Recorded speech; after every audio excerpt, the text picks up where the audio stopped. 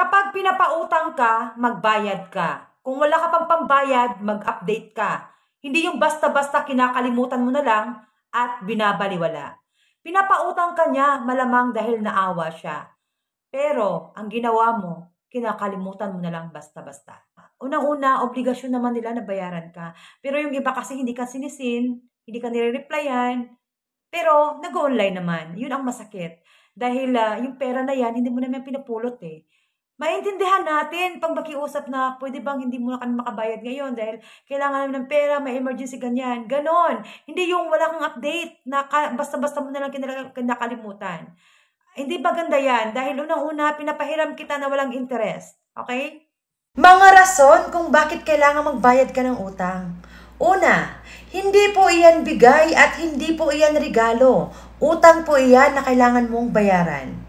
Pangalawa, ang perang inutang mo ay pinagpaguran, pinagpuyatan ng taong inutangan mo. Pangatlo, kapag ikaw ay siningil, huwag kang umastang matapang. Kalmahan mo lang. Kapag siningil ka naman ng maayos, kausapin mo din ng maayos. Huwag kang matapang dahil nakakahiya. Halos lahat tayo ay dumaan sa pangungutang. Lalong-lalo na pag-ipit tayo at wala tayong matakbuhan. Pero alam nyo ba na mayroon ding mga taong nangungutang sa akin na hindi marunong magbayad?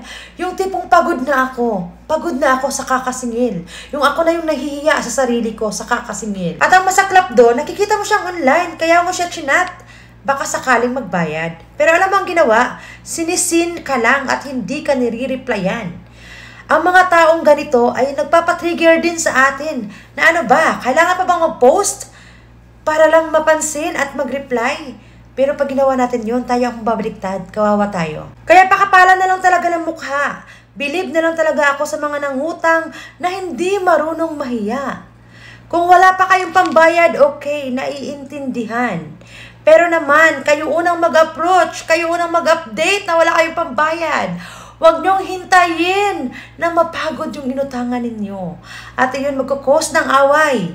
Masisira yung relationship, masisira yung pagkakaibigan, pagkakapitbahay, pagkakamag-anakan. Nakakasira talaga. Okay, ingat.